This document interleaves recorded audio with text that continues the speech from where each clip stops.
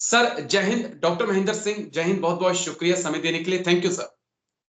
जी नमस्कार। जय हिंद। बहुत बहुत धन्यवाद। Thank you sir, thank you.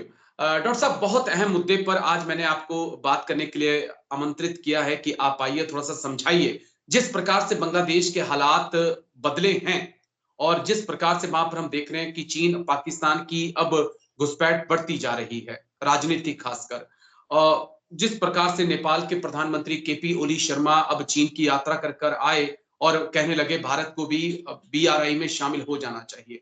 Maldives में क्या हुआ हम देख चुके हैं सर। श्रीलंका में क्या हुआ वो भी हम देख चुके हैं। मैं इधर उधर की बात ना करके सीधा अगर सवाल पर आऊं तो मैं आपसे यह समझना चाहता हूं कि जब हम रूस के साथ, अमेरिका के साथ, फ्रांस के साथ एक साथ में एक बैलेंस रिश्ता बना सकते हैं, तो हम अपने पड़ोसियों को साधने में कहां चूक रहे हैं सर? देखिए, सबसे बड़ी जो अगर हम हमारे भारत के अपने पड़ोसी देशों के साथ जो संबंध है और उसमें जो बदलाव आ रहे हैं और जो उन संबंधों में चुनौतियां आ रही हैं, उसके पीछे हमें ये समझना होगा जिस प्रकार से चीन का दखल हमारे पड़ोस में बढ़ा है और वो दखल ही इन सभी चुनौतियों का एक प्रमुख कारण है।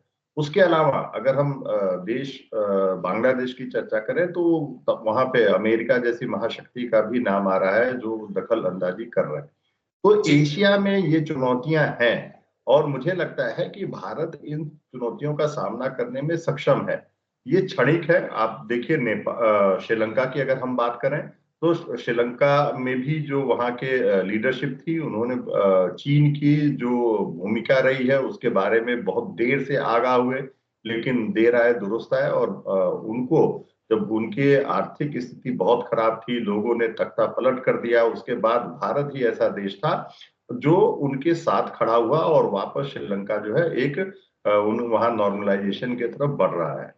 मुझे लगता है कि नेपाल को भी केपी शर्मा ओली को भी इससे सीख लेनी चाहिए। केपी शर्मा ओली के पहले प्रचंड जो प्रधानमंत्री थे उन्होंने एकदम से चीन के एक सतर्क रवैया अपनाया। मैं ये और चीन और भारत के बीच संतुलन बनाने की कोशिश की। और देखिए ये 18वीं शताब्दी में जो पृथ्वी नारायण शाह ने बोला था कि Nepal is actually yam between two boulders और one boulder is India and other is China. तो वो नेपाल के नेतृत्व को पता है और उन्हें अब पूरे विश्व को, सिर्फ हमारे पड़ोसी देश नहीं, पूरे विश्व को पता है कि चीन की क्या नीतियां रही हैं, खासकर जो आर्थिक नीतियां रही हैं।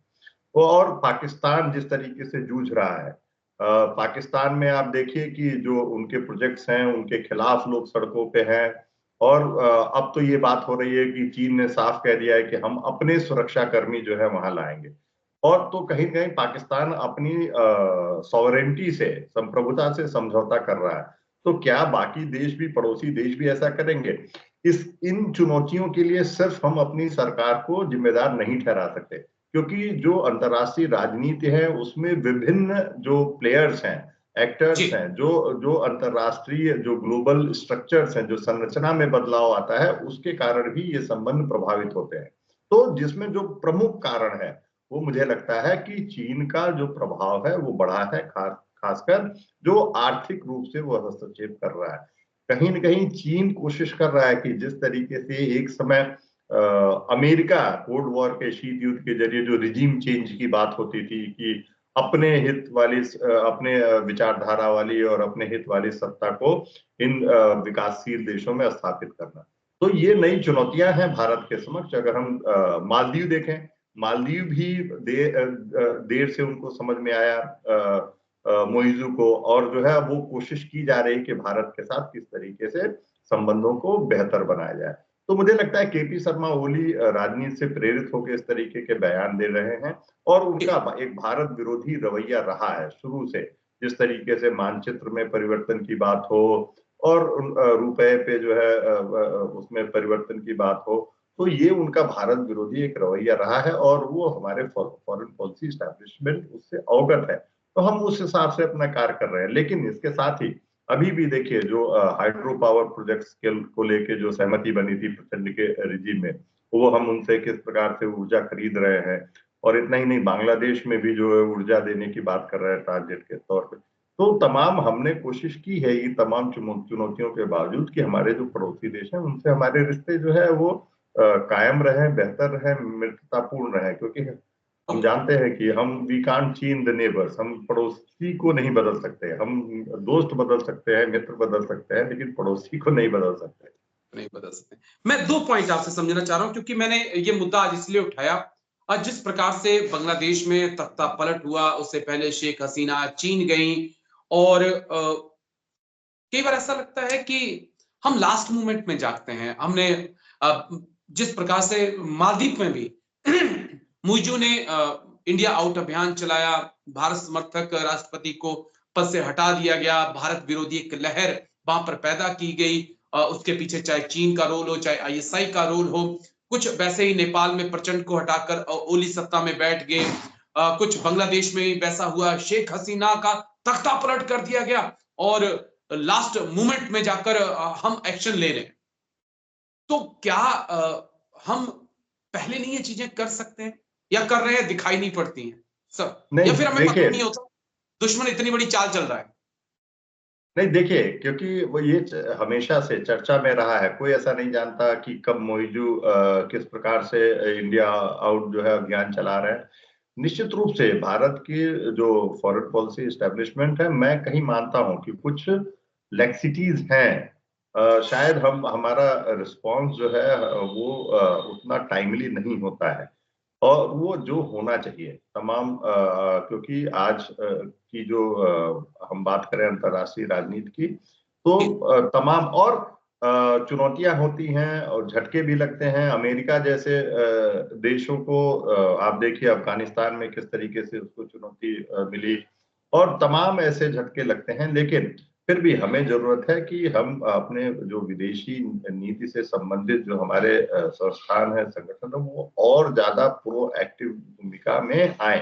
निश्चित रूप से जिस प्रकार से हम हमारे विदेश मंत्री हैं वो बहुत ही प्रोएक्टिव है, या हमारे जो एनएसए है अजीत डोभाल जी वो बहुत एक्टिव है, उसी प्रकार से शायद उस या हमारे प्रधानमंत्री विदेश नीति को लेके खुद जो है बहुत ही शायद ही नेहरू के बाद कोई ऐसा प्रधानमंत्री होगा जिसका इतना ज्यादा विदेश नीति पे प्रभाव हो, अगर आप देखें तो बाकी प्रधानमंत्रियों की तुलना में। तो वो जो है इतना प्रोएक्टिव और एक एग्रेसिव होके हमने एक प्रैग्मेटिक फॉरेन पॉलिसी अपनाई है। तो लेकिन जो फॉरेन पॉलिसी एस्टैब्लिशमेंट है वो शायद उस पेस पे चल नहीं पा रहे हैं, उस गति से जो है कदम ताल नहीं कर पा रहे हैं, और मुझे लगता है कि इसमें सरकार भी आगाह है कि उनको अगर बदलाव करने हैं तो किस प्रकार से बदलाव करने हैं। चुनौतियां तमाम, आप देखें कि जो विदेश नीति संबंधित जो थिंक टैंक्स हैं वो बार बार इन इन चुनौतियों की तरफ आगाह करते रहे। तो ऐसा कहना कि हमें पता नहीं था और हम अंधेरे में थे, ऐसा नहीं है, लेकिन कई बार ऐसी चुनौतियां एकदम से आती हैं। शायद हमने ये अंदाजा नहीं लगाया कि इतनी जल्दी इतना बड़ा मूवमेंट खड़ा हो जाएगा और शेख हसीना को वहां से भागना पड़ेगा। तो ये चुनौतियां होती हैं और कई बार आप देखिए इजराइल ने कभी नहीं सोचा था कि हमास इतना बड़ा आक्रमण कर देगा। तो एकदम से इजराइल की, लेकिन उसके बाद जिस तरीके से इजराइल की एजेंसियां और उनकी सरकार एक्टिव हुई, तो ये चुनौतियां होती हैं कई बार, जो है हम उसको, चीजों को लेकिन आंकने में थोड़ी गलतियां हो जाती हैं। मैं हो बस जाती हैं। एक आखिरी आखिरी सवाल जो है सर, बड़ा इंटरेस्टिंग सवाल जो आपसे मैं समझना चाहूंगा कि क्या एशिया में भारत को अलग थलग करने की एक व्यापक तौर पर कोशिश हो रही है सर? नहीं देखिए, निश्चित रूप से जिस प्रकार से भारत की आर्थिक प्रगति हुई है, जिस प्रकार से भारत ने एक पूरे एशिया की बात करें तो एक राजनीतिक स्थिरता दी है, एक लोकतांत्रिक शासन पद्धति में रहते हुए, तो भारत तमाम जो विकसित देश हैं या विकासशील देश हैं, उनके लिए भारत एक आदर्श राष्ट्र के रूप में वो निश्चित रूप से उसका एक उदय हुआ है और उसकी छवि पूरे वैश्विक मंच पे बेहतर हुई है। तो ऐसे में आप देखिए कि भारत ही ऐसा देश है कि जो, अगर हम ब्रिक्स की बात करें तो वो अमेरिका और वेस्टर्न जो वर्ल्ड है उसके और जो इमर्जिंग इकोनॉमीज हैं उसके बीच एक ब्रिज है, ब्रिज का कार्य कर रहा है। आप ग्लोबल साउथ की बात करें तो उसके लीडरशिप का कार्य कर रहा है।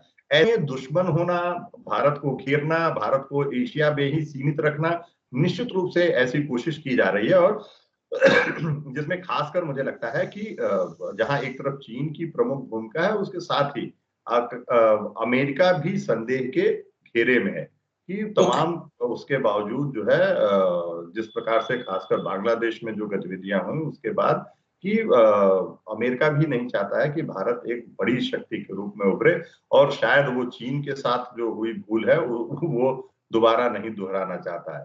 तो ऐसे में भारत के सम्मुख चुनौतियां हैं, लेकिन मुझे लगता है कि जिस प्रकार से हम राजनीतिक स्थिरता के साथ साथ एक एक आर्थिक जो प्रगति हम कर रहे हैं, ये हमारे लिए बेहतर है, और हम मुझे लगता है कि देश इन चुनौतियों का सामना करने में सक्षम है। सक्षम है। चलिए, आई होप ऐसा ही होगा। चुनौतियां बढ़ रही हैं और हमें थोड़ा-सा और एक्शन में आना पड़ेगा। लेकिन शुक्रिया डॉक्टर महेंद्र सर, बहुत-बहुत शुक्रिया, आप आए और थैंक इतनी बारीकी से आपने तमाम बातें रखी। Thank you sir. जय हिंद। Thank thank you. थैंक जय हिंद।